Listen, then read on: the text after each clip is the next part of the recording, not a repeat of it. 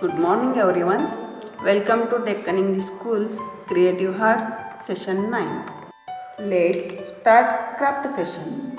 We have Mrs. Smita Rangapure with us. नमस्कार, मी स्मिता रंगापुरे आपल्याला जास्वंदीचं फूल शिकवणार आहे.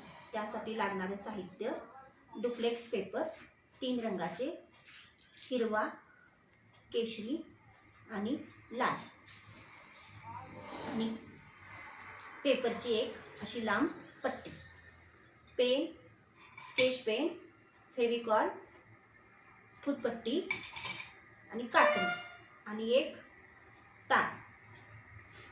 ह्या साहित्यापासून आपल्याला हे फूल बनवायचं आहे. त्यासाठी सगळ्यात प्रथम त्यासाठी लागणारी पाकळी काढून घ्यायची. ती 8 सेंटीमीटर अशी लांब आणि येथे 2.5 इंचावर एक खूण करून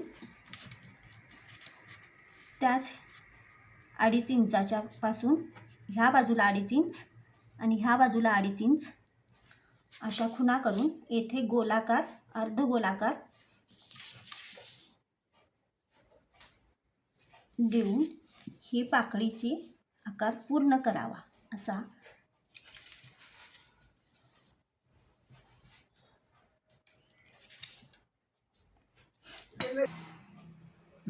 असा पाकळीचा आकार देऊन झाल्यानंतर ती पाकळी आपल्याला कट करून घ्यायची.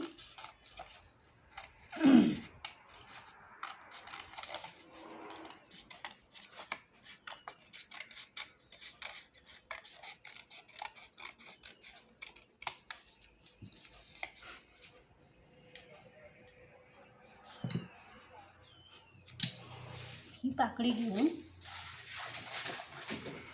कागदावर असं ह्या पाकळीनुसार मार्किंग करून घ्यावं.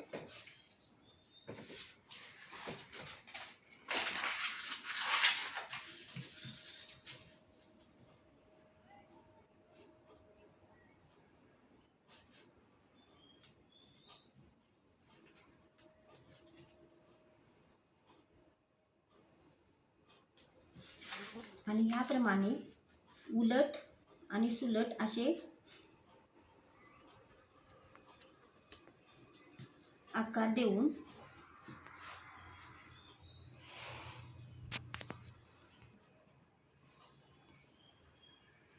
असा आकार देऊन झाल्याच्या नंतर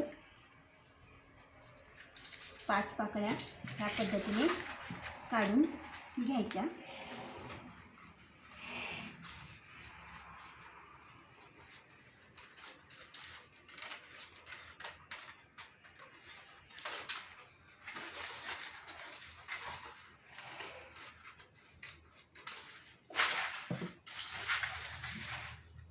अशा पद्धतीच्या 5 पाकळ्या मी अशा काढून घेतलेल्या आहेत.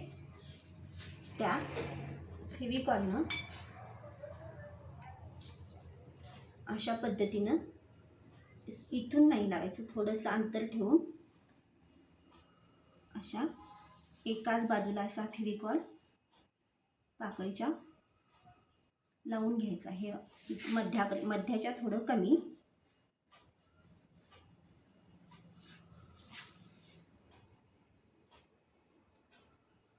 असं 4 पाकळींना लावून घ्यायचा आणि ह्या पाकळ्या अशा एकमेकावर जोडून घ्यायच्या.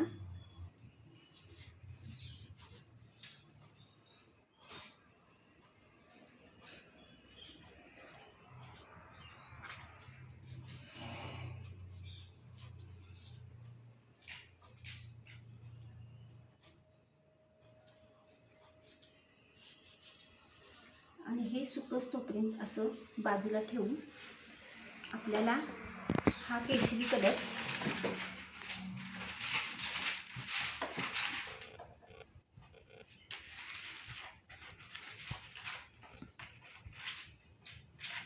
कागदाची 1 इंचाची 2 सेंटीमीटरच्या रुंदी 2 सेंटीमीटर रुंद आणि 10 सेंटीमीटर लांब अशी एक आडवी पट्टी काढून घ्यायची. कागदाची ह्या आडवी पट्टी काढून घ्यायची.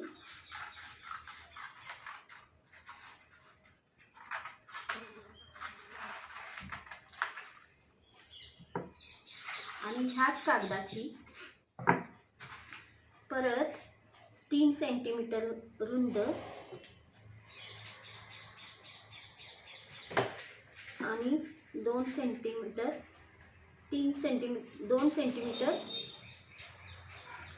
अशी एक तुकडा घ्यायचा. छोटासा असा आयत घेऊन त्याला अशा उभ्या 4 समान अशा रेषा काप काढून सांग आता. आणि त्या प्रत्येक ह्या कात्रणेला असा पीळ घालून घ्यायचा.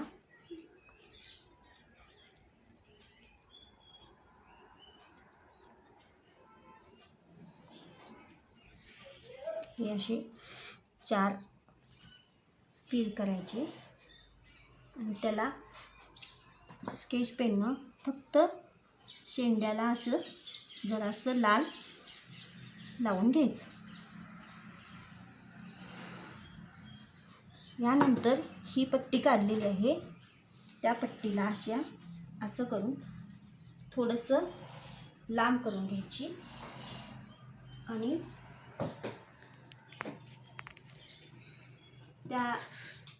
ह्या पट्टीलाही असे बारीक बारीक काप करून घ्यायचे.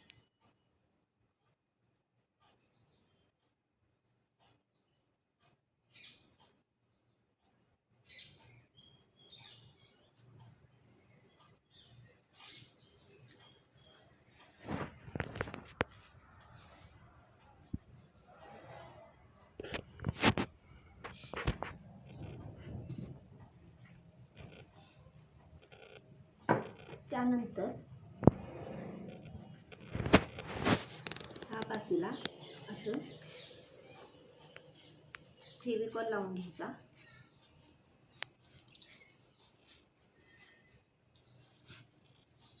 ह्यालाही असा फेविकॉल लावून घ्यायचा आणि ह्या सळीला असा हा जोडायचा.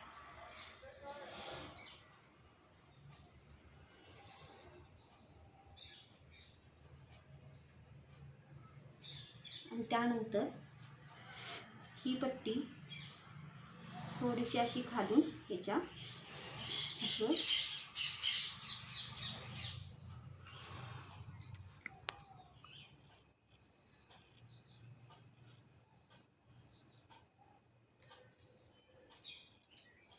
अशी गुंडाळत खालीपर्यंत आणायची.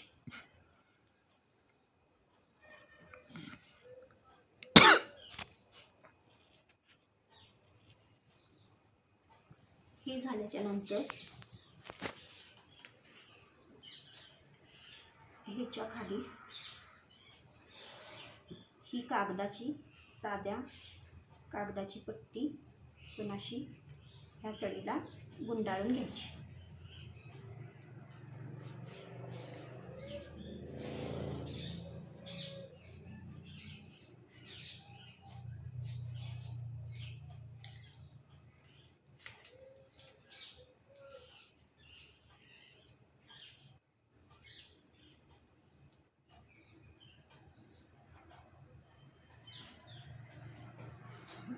हे झाल्याच्या नंतर मगाशी सांगितल्याप्रमाणे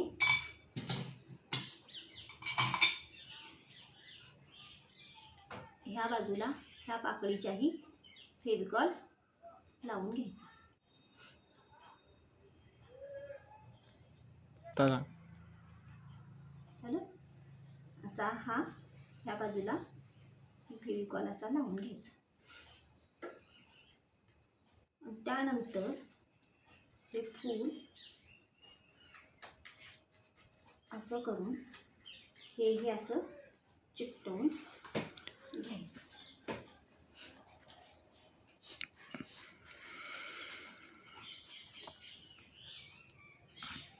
हे झाल्याच्या नंतर ह्या मधून अशी ती इथे आपला जेपर्यंत पिवळ्या रंगाचं हे आहे तिथपर्यंत घालून घेऊन एक फेविकॉलचं असं हे देऊन इथं चिकटवून घ्यायचं.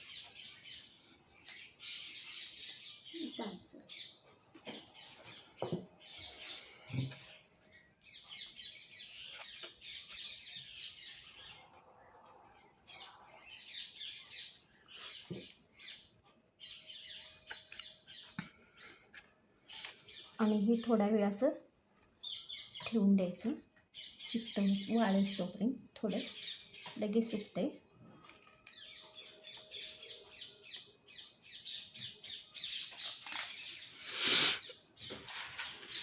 आता हिरव्या रंगाचे कागद घ्यायचा.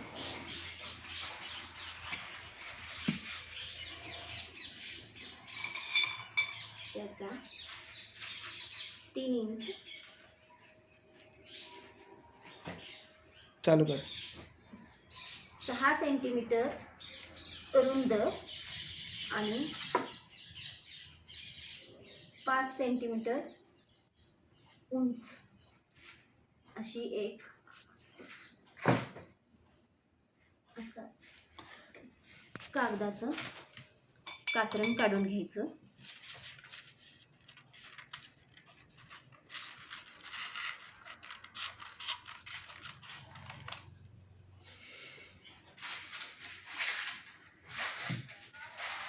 आणि त्या ह्याला अशा 5 किंवा 6 पाकळ्या करून घ्यायच्या अशा पद्धतीच्या.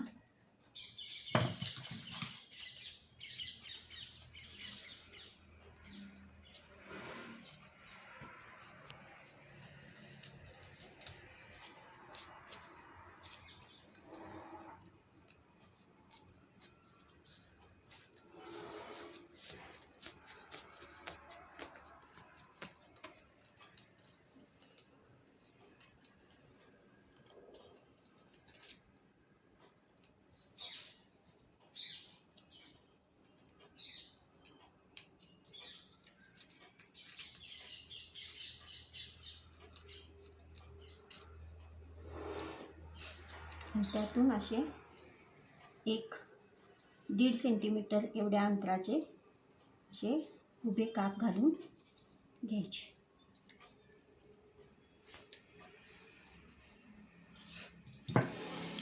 आणि ह्या कागदाला असं आतून फेविकॉल लावून तो असा चिकटवून घ्यायचा.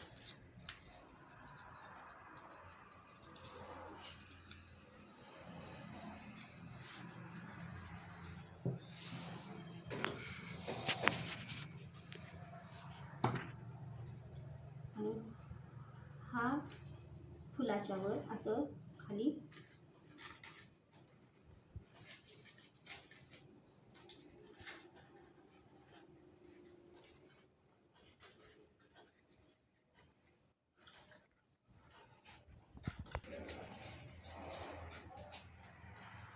अशा पद्धतीनं फुलाला लावून घ्यायचं.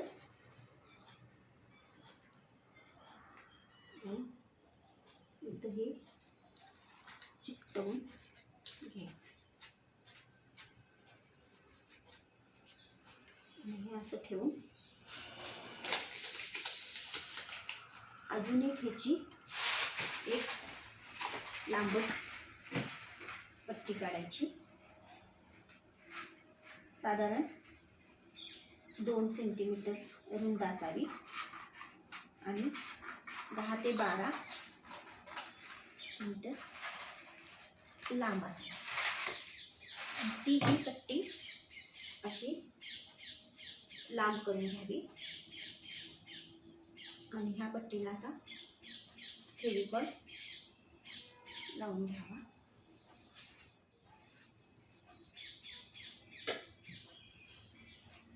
ह्या फुलाला असं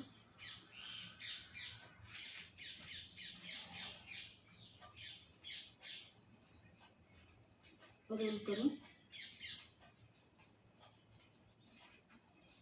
बसवा.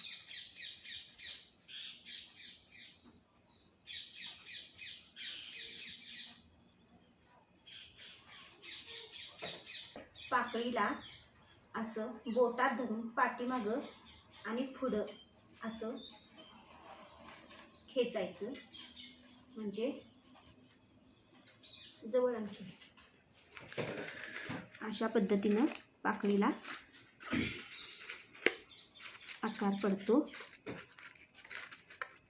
जसं जास्वंदीच्या पानाला असतं. आकार देऊन झाल्याच्या नंतर पाकळीला असं थोडंसं खाली बोट, दोन्ही अंगठे आणि दोन्ही बोटाच्या मध्ये धरून असं खेचायचं.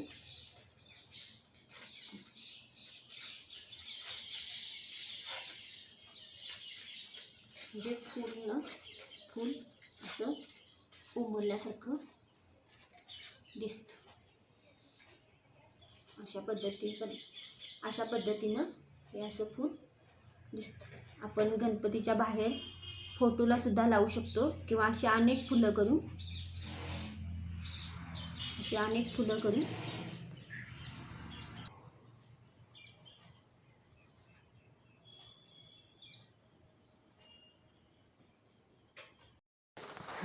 It's yoga time. Get ready with yoga mats. Now we learn Trikonasana.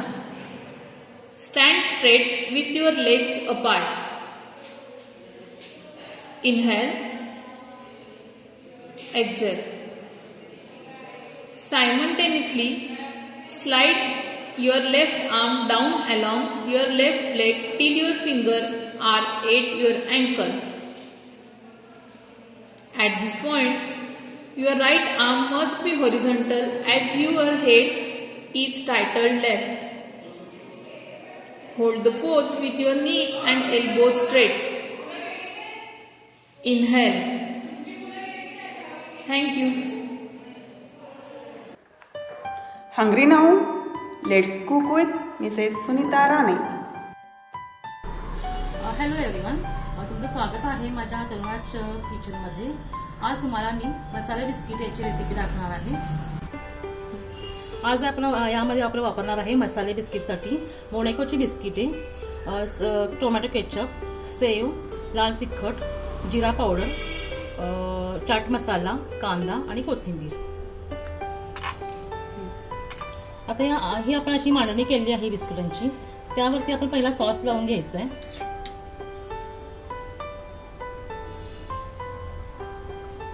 मी एक तुम्हाला टॉपिंग करून दाखवते. त्याच्यावरती कांदा घालायचा आहे,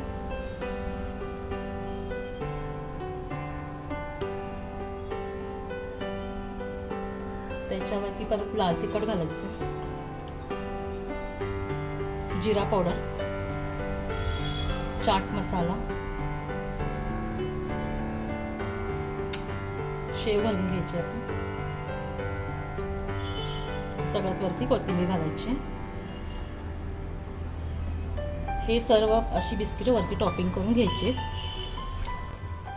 अशी ही सर्व बिस्किटे आपण टॉपिंग करून घेणे.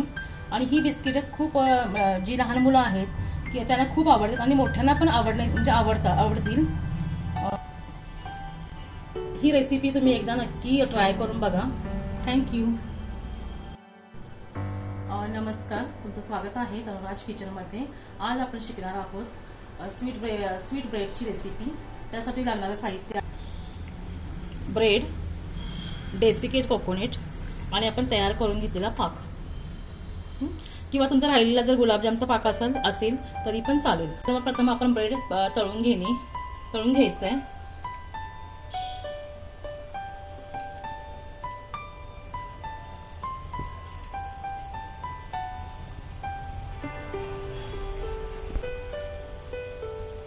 पहिला थोडा हाय फ्लेम करायचा आहे, नंतर 1-2 मिनिटांनी स्लो हीटवर गॅस ठेवायचं. आज आपण ब्रेड फ्राय करून घ्यायचं आहे. हा असा ब्रेड आपण डीप फ्राय करून घ्यायचा आहे. नंतर आपण हा जो ब्रेड आहे तो पाकात घालून घ्यायचा आहे. 2च मिनिटं खाली आणि वर असं. नंतर आपण हे पाकातून डीप करून काढून घ्यायचे आणि नंतर काय करायचंय, डेसिकेट कोकोनटमध्ये फक्त घोळवून घ्यायचे. अशी घालून घ्यायचे डेसिकेट कोकोनट यामध्ये.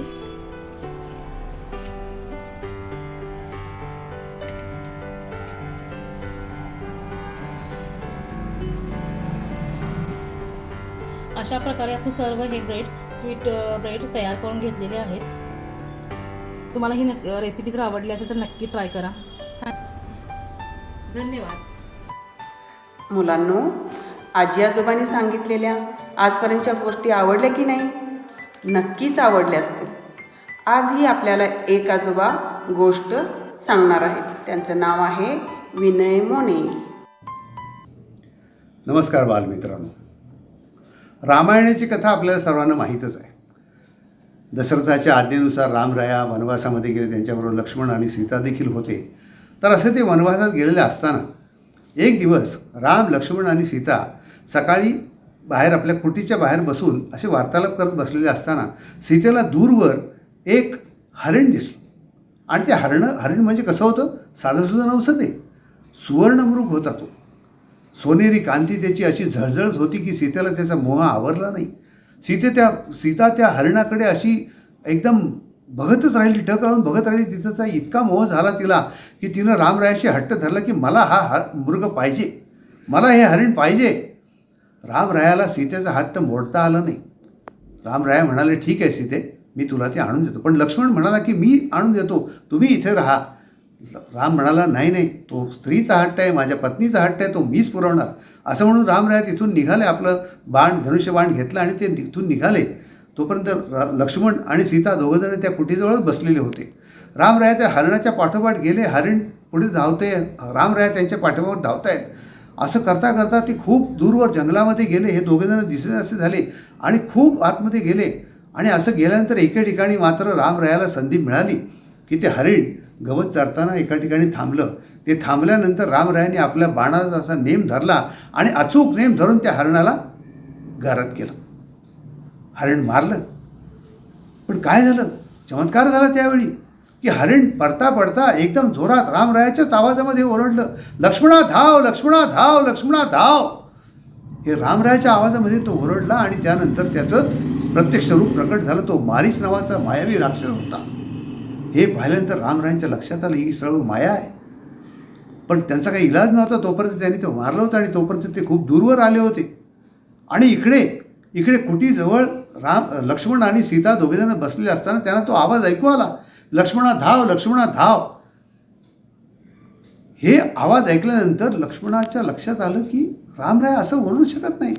सीता एकदम घाबरली. सीता म्हणाली, रामराया संकटामध्ये आहेत, लक्ष्मणा तू जाऊन ताबडतोब त्यांना मदतीला जा. लक्ष्मण म्हणाला, सीते अगं हे माया आहे काहीतरी, असं होऊ शकत नाही. रामराया शरसंधानामध्ये अत्यंत वाकबगार आहेत, ते अत्यंत निपुण आहेत. त्यांना शक्य नाही त्यांना असं हरवणं आणि त्यांचं बाण चुकीचं लागणं शक्य नाही, त्यांच्यावर हल्ला होणं शक्य नाही. तरी देखील सीतेनं ऐकलं नाही. तेव्हा लक्ष्मणाला त्याच्या हट्टापुढे काही करता आलं नाही. फक्त लक्ष्मण एकच म्हणाला की सीते, मी रामरायाच्या शोधार्थ जातो, परंतु तत्पूर्वी मी ह्या कुटीसमोर एक रेषा आखून देतो. ज्या रेषेच्या बाहेर तू येऊ नको, ती रेषा तुझं रक्षण करील. असं म्हणून त्यानं आपल्या बाणाने त्या कुटीच्या भोवती एक रेषा आखली जमिनीमध्ये आणि तिला सांगितलं की ह्या रेषेच्या बाहेर तू येऊ नको, ही रेषा तुझं रक्षण करील. असं म्हणून लक्ष्मण रामरायाच्या पाठोपाठ तिकडे रामरायाच्या शोधार्थ निघाला. हे झाल्यानंतर सीता आपल्या कुटीमध्ये परत गेली. कुटीमध्ये जाऊन बसल्यानंतर तोपर्यंत तिला आवाज एकदम ऐकू आला, ओम भवती भिक्षां देही. सीतेनं पाहिलं एवढ्या जंगलामध्ये ओम भवती भिक्षां देही, कोण आलं भिक्षा मागण्यासाठी. तिनं बाहेरून पाहिलं तर एक वृद्ध ऋषी तिच्या आश्रमासमोर उभे होते आणि ते ओम भवती भिक्षां देही म्हणत होते.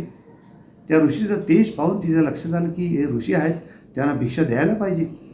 त्याप्रमाणे ती घरात गेली, भिक्षा घेतली आपल्या पात्रामध्ये आणि त्या ऋषीला म्हणाले की या भिक्षा घ्या. तेव्हा तो ऋषी म्हणाला की नाही नाही, ती भिक्षा तू आणून आमच्या झोळीमध्ये घाल. सीता म्हणाली, ही रेषा जी ओढलेली आहे माझ्या भाऊजीनी लक्ष्मणाने, ती रेषा मी ओलांडू शकत नाही. ऋषीमुनी म्हणाले की ही रेषा तर तू ओलांडू शकत नाहीस तर मला भिक्षा नको, मी तुला शाप देईन. एवढा याचक तुझ्या दारी आलेला असताना तू जर भिक्षा दिली नाहीस तर तुला पाप लागेल. हे म्हटल्यानंतर सीतेचा नाईलाज झाला.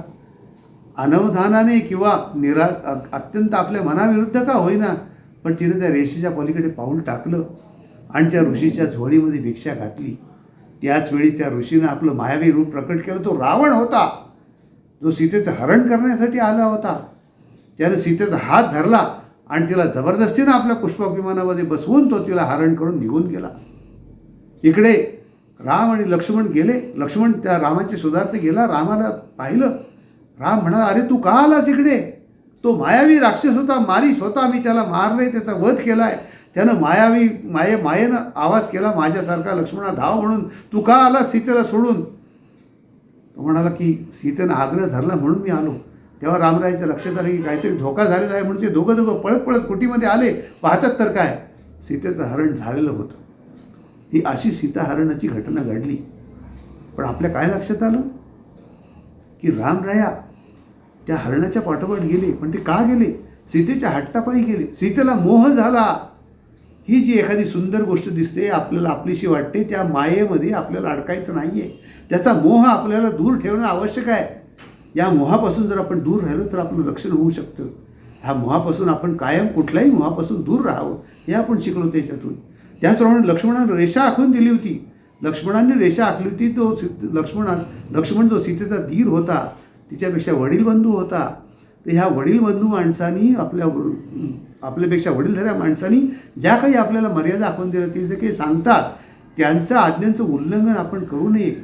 ते जे सांगतात त्याच्या बाहेर आपण जाऊ नये, कारण त्यांना अनुभव असतो. त्या अनुभवापोटी ते सांगत असतात की तू असं करू नको, तू तसं करू नको. तर ह्या ज्या गोष्टी आहेत ह्या आपण करणं टाळलं पाहिजे, हे आपण याच्यातून शिकतो. या अशा गोष्टी रामायणामध्ये अशा भरपूर गोष्टी आपल्याला भरपूर काही शिकवून जातात. तर ह्या गोष्टी आपण शिकणं आवश्यक आहे. ही अशी सीताहरणाची गोष्ट मी तुम्हाला सांगितली.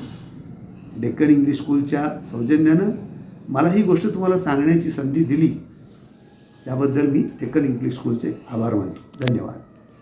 This lockdown period proved that saving is a good habit. Let's get information about banking sector by Sachin Kulkarni. Hello everyone, this is Sachin Kulkarni. I am express my views regarding bank awareness. What is bank? Bank is a financial institution that accepts deposits from the public and creates a demand deposit for lending purpose.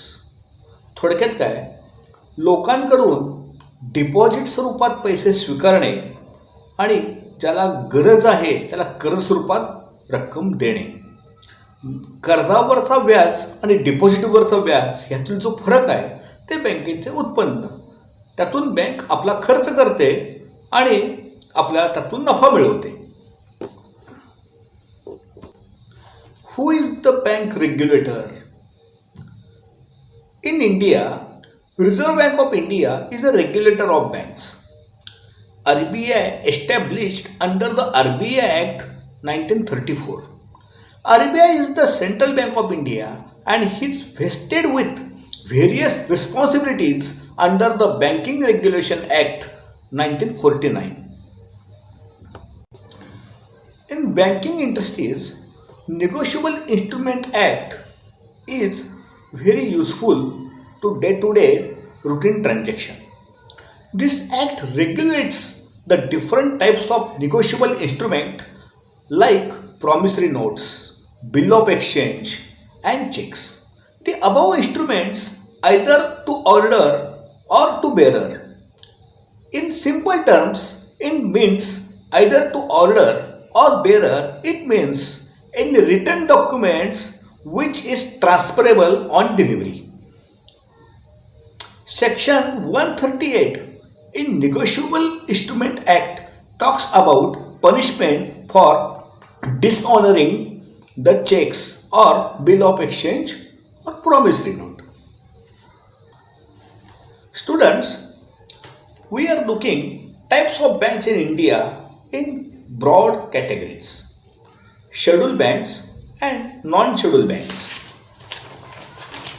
Scheduled banks include commercial banks and cooperative banks. The commercial banks includes regional rural bank, small finance bank, foreign banks, private sector banks and public sector banks. थोडक्यात काय, भारतामध्ये दोन प्रकारच्या बँका आहेत, एक schedule bank आणि non schedule bank. Schedule bank ह्या कमर्शियल आणि कोऑपरेटिव्ह स्वरूपात पडतात. Bank use in our daily life. Banks are closely linked with our everyday lifes and activities. Drawing salaries, payment bills, buying homes, building up savings, and taking out various need-based loans all involve transaction with bank. Business also run on the banking system for settlement of their transactions and meeting other financial needs. थोडक्यात आपण असं म्हणू शकतो, दररोजच्या दैनंदिन जीवनात बँकेचं अस्तित्व अनन्यसाधारण आहे. आपला असा एकही दिवस जात नाही की आपण आज बँकेमध्ये गेलो नाही किंवा बँकेचं कुठलं काम केलं नाही. आता काळानुरूप बँकेत फिजिकली जाण्याची आवश्यकता फार कमी राहिलेली आहे.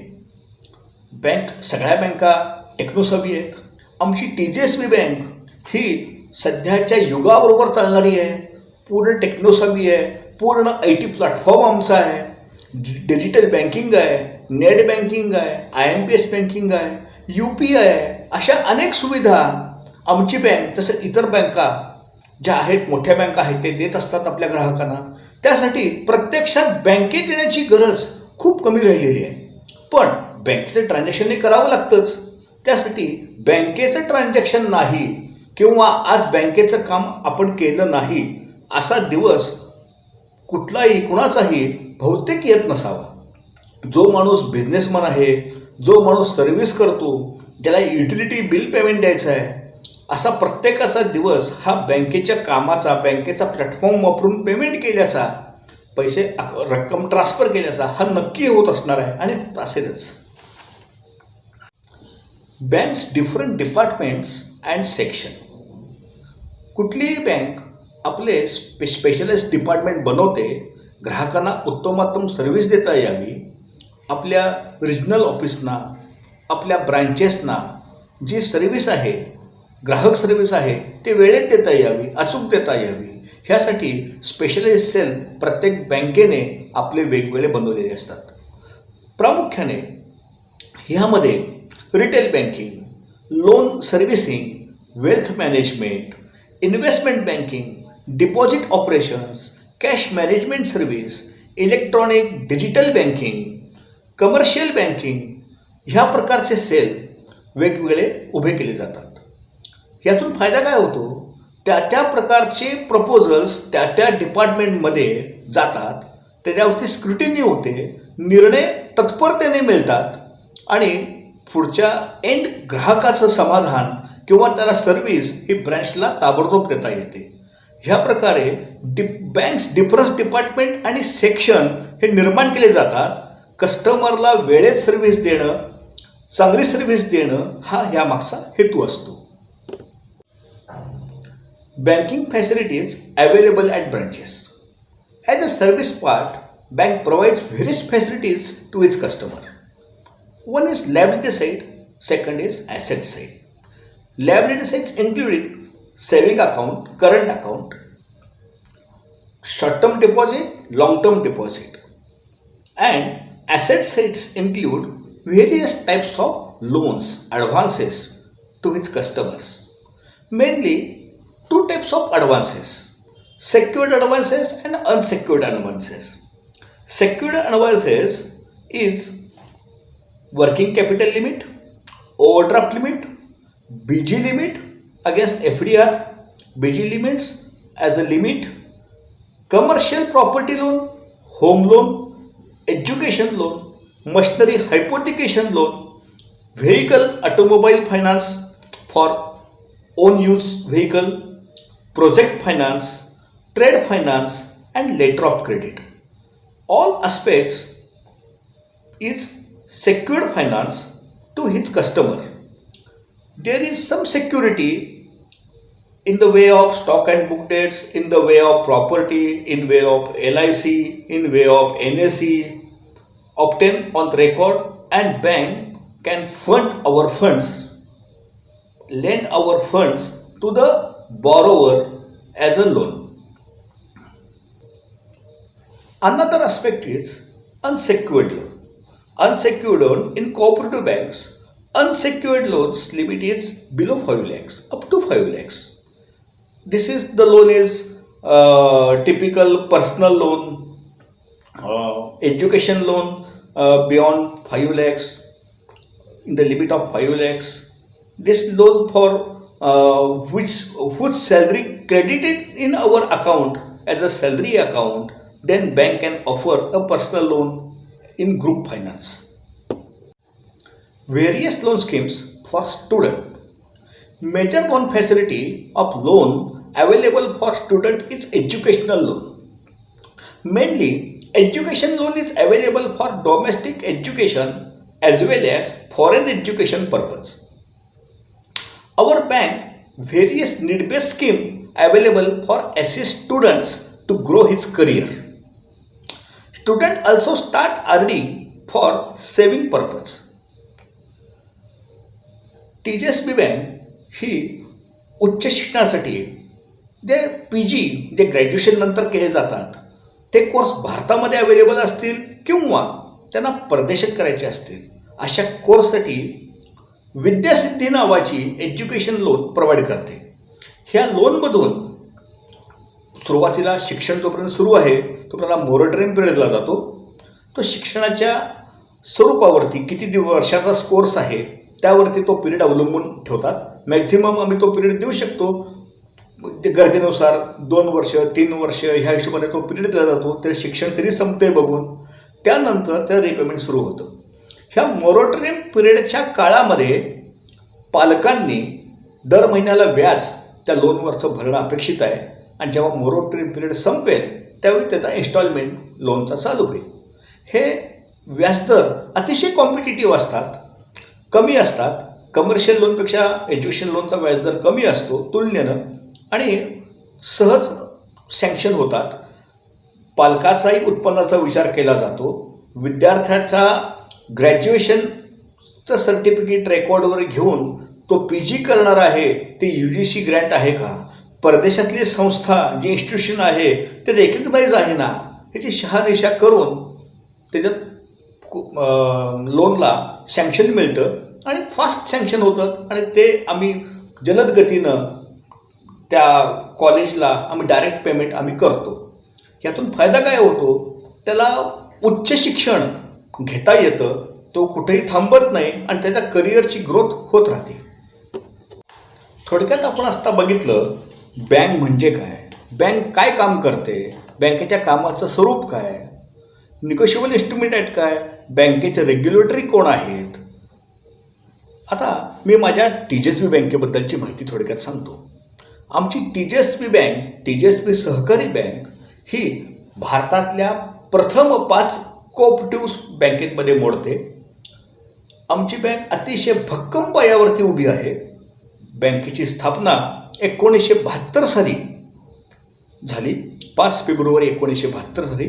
परवाच कालच्या 5 तारखेला आम्ही 49 वर्ष पूर्ण करून 50व्या वर्षात पदार्पण केलं. आमच्या बँकेचे भक्कम पॅरामीटरपैकी मला काही पॅरामीटर आपल्यापुढे नमूद करावेसे वाटतात ते मी करत आहे. आम्ही पहिल्या वर्षापासून आजपर्यंत आमच्या बँकेचा ऑडिट वर्ग अ आहे. आम्ही सतत गेले स्थापनेपासून आत्तापर्यंत 15% डिव्हिडंड सभासदांना देत आलेलो आहे. ऑडिट वर्ग अ, सतत 15% डिव्हिडंड. त्याचबरोबर आमच्या बँकेचा ऑडिटेड रिझल्ट 31 मार्चला वर्ष संपतं, 1 एप्रिल ते 31 मार्च, तो आम्ही 10 एप्रिलला ऑडिटेड रिझल्ट पब्लिश करतो.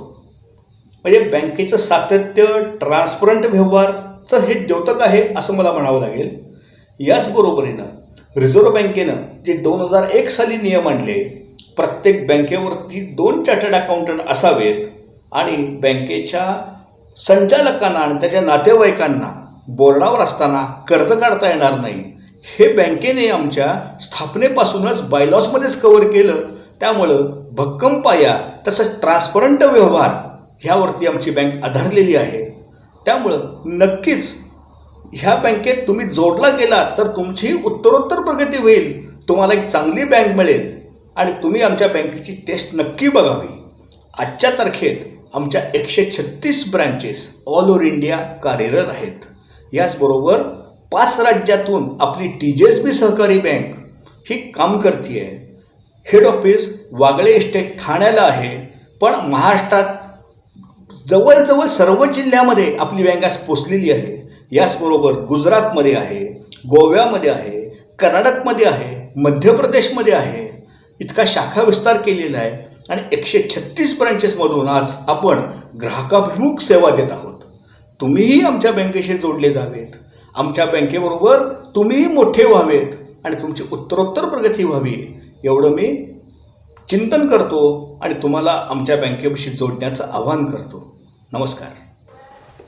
It's time to say goodbye. Let's meet next Saturday.